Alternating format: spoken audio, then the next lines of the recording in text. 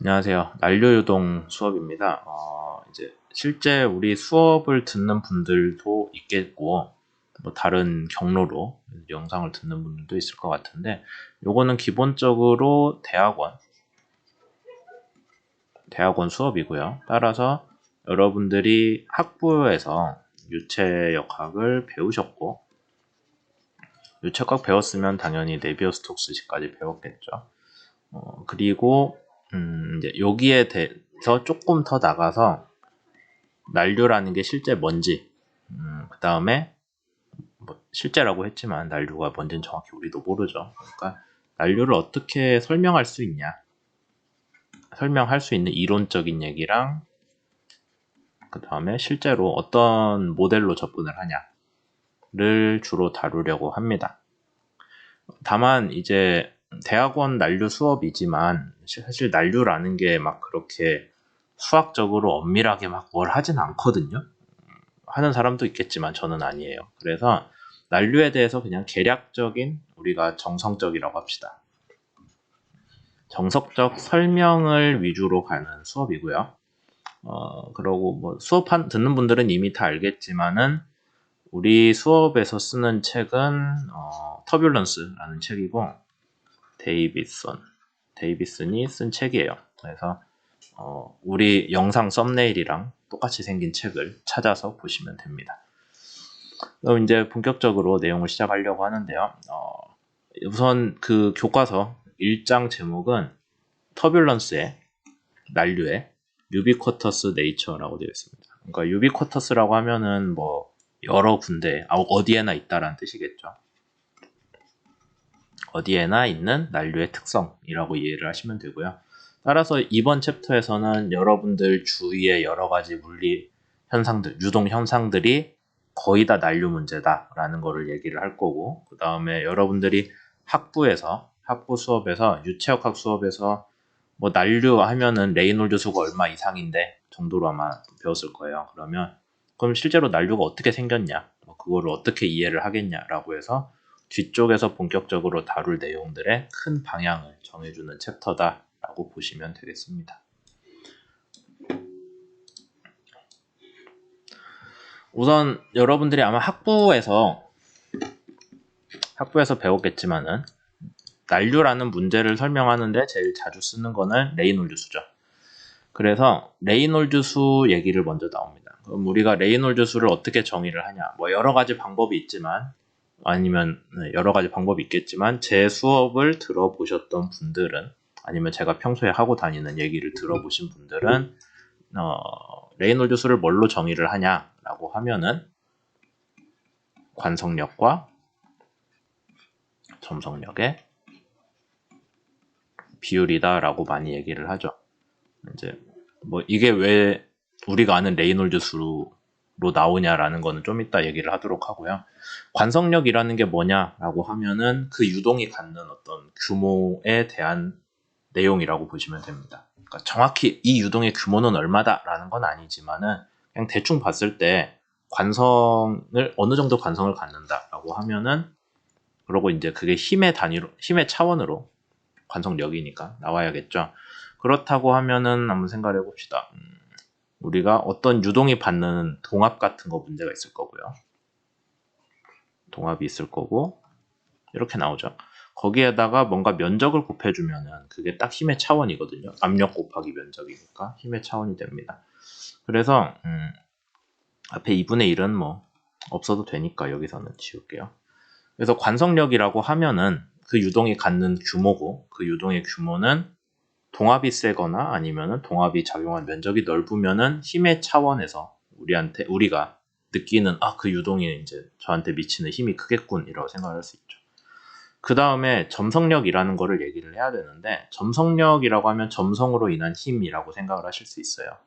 그러면은 한번 또 생각을 해봅시다. 점성 문제를 여러분들이 기억을 하신다면은 쉬어 스트레스 얘기를 아마 전다 능력을 기억을 할 거예요.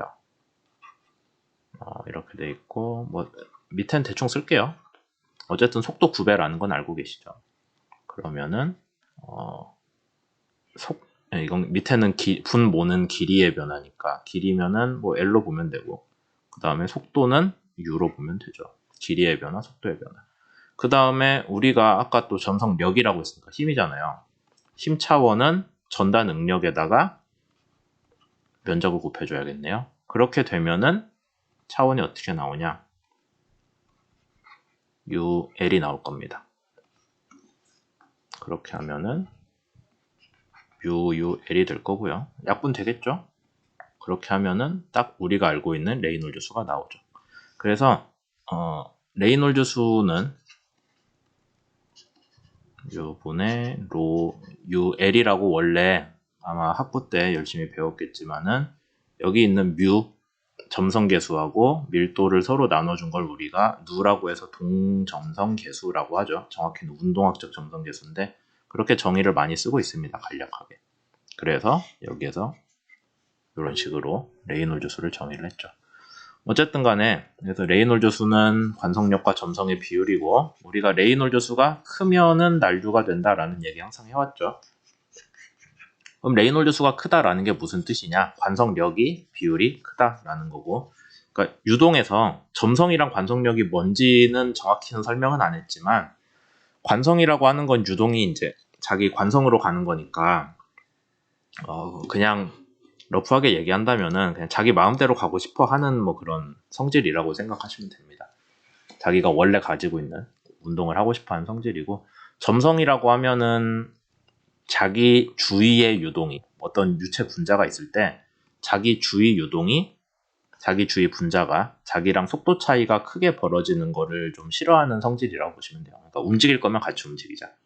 그래서 유동이 전반적으로 비슷하게 같이 움직이게끔 해주는 그런 거를 우리가 점성이라고 부르거든요. 그러니까 점성력이 크다라고 하면은 유동이 전체적으로 같이 움직이고 싶어 하는 거고 관성력이 크다라고 하면은 그냥 뭐 원래 자기 움직이던 대로 아니면은 외부의 영향을 무시하고 자기 가고 싶은 대로 가는 그런 성질이라고 보면 됩니다. 여기까지 얘기했으면 레이놀즈 수가 크다면은 자기 마음대로 움직이고 싶어 하는 성질이 크고 그걸 제어하려는 성질인 점성력은 비중이 작다라고 이해를 할 수 있죠. 그래서 난류가 자기 마음대로 움직이려고 하는 그런 성질이 강한 유동이라고 우리가 이해를 할 수가 있습니다. 여기까지 얘기를 했으면은 레이놀즈 수가 커지면은 유동의 복잡성이 커진다. 왜요? 아까 얘기했듯이 점성 비율이 작아지니까. 아마 학부 수업에서는 그래서 어떤 실린더를 놓고 굴을 놓고 거기 뒤로 흘러가는 유동이 어떻게 변하는지를 레이놀즈 수 기준으로 설명을 한 개를 있었을 거예요. 뭐 실제 실험을 했을 수도 있고 그냥 책에서만 봤을 수도 있습니다. 레이놀즈 수가 작으면은 점성이 지배적이기 때문에 유동이 자기 마음대로 흘러가지 않고 그 구나 원통 주위를 잘 흘러가요. 따라서 레이놀즈 수가 커짐에 따라서 뭔가 뒤쪽에서 약간씩 조금 무작위로 움직이려는 그런 성질들이 커지죠. 그래서 레이놀즈 수가 100을 넘기면은 여기서 레이놀즈 수는 지금 앞에도 정의를 했지만 들어오는 유속하고 그 다음에 실린더 지름 가지고 계산한 거예요. 그러니까 대표적인 길이 차원이 실린더의 지름이란 뜻이죠. 그렇게 되면은 이렇게 유동이 하나씩 떨어져 나가죠. 그걸 우리가 칼만 볼텍스라고 자주 부르고 아마 학부에서도 그런 거 얘기를 들어봤을 거예요. 그렇게 되는데 레이놀즈 수가 더 커지면은 칼만 볼텍스가 눈으로 딱 볼텍스네 돌고 있네라고 하기 힘들 정도로 작은 와동들이 모여있는 덩어리가 떨어져 나갑니다. 그러니까 크게 보면 칼만 볼텍스 같은데 들여다보면 또 여러 와동으로 구성되어 있죠. 더 레이놀즈 수가 높아지면은 이게 주기적으로 떨어지는 것도 안 보이고 안에서 그냥 맘대로 놀고 있는 걸가 실험을 통해서 확인을 할 수가 있습니다.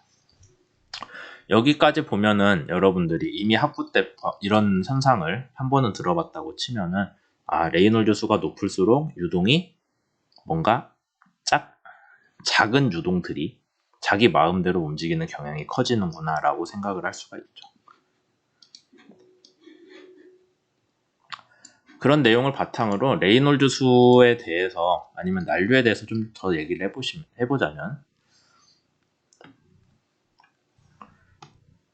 난류에서는 우선 레이놀즈 수를 가지고 설명을 합니다. 레이놀즈 수가 얼마 이하면은 우리가 측류라고 하고요. 그 다음에 어느 정도 커지면은 천이 영역이 되고 그 다음에 난류가 되죠. 그래서 어느 정도의 레이놀드 수 이상이면은 우리가 난류로 본다라는 게 일반적인데, 그냥 단순히 레이놀드 수만 갖고 난류인지 아닌지를 구분을 해야 되냐? 그건 좀 애매하죠. 왜냐하면 진짜 난류가 뭐냐라고 했을 때 우리가 난류의 특성을 얘기를 해야지 난류의 조건을 얘기할 필요는 없잖아요.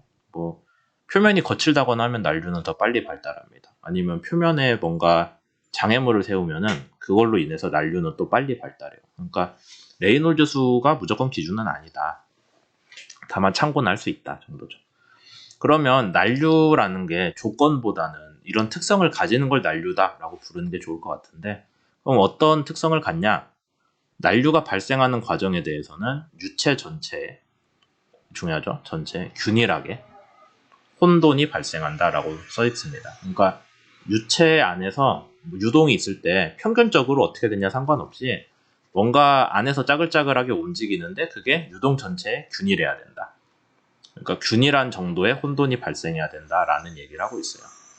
실제 난류는 어떻게 발달하냐면은 측류에서 발달합니다. 측류가 쭉 흐르다가 뭔가 측류가 완전히 일정하지 않고 뭔가 조금 삐끗해요. 살짝 삐끗한 상황에서 불안정성이 나오고, 거기에서 뭔가 삐끗한 데에서 추가적으로 불안정성이 생기고 하면서 주위에 영향을 주면은 그게 퍼져 나가서 아예 난류가 되는 거죠.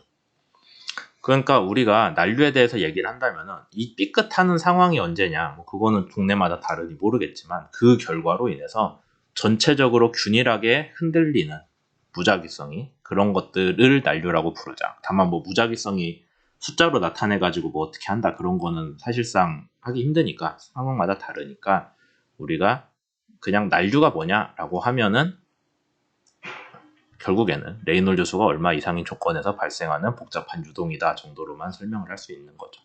실제로는 난류는 되게 복잡하게, 처음에는 간단한 어떤 불안정성인데 그게 상당히 복잡하게 급격하게 발달을 하는 그런 상황을 원래는 난류라고 불러야 됩니다.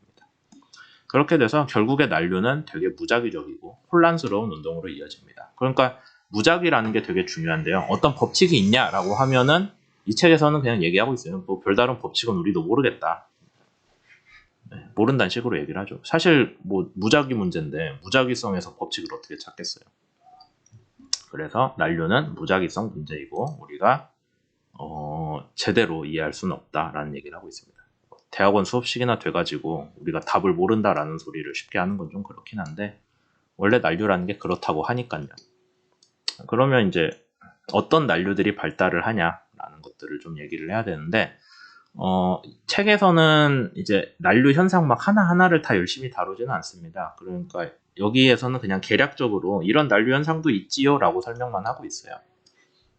시간이 많이 됐으니까 여기서 자르고 다음 영상에서 계속 할게요.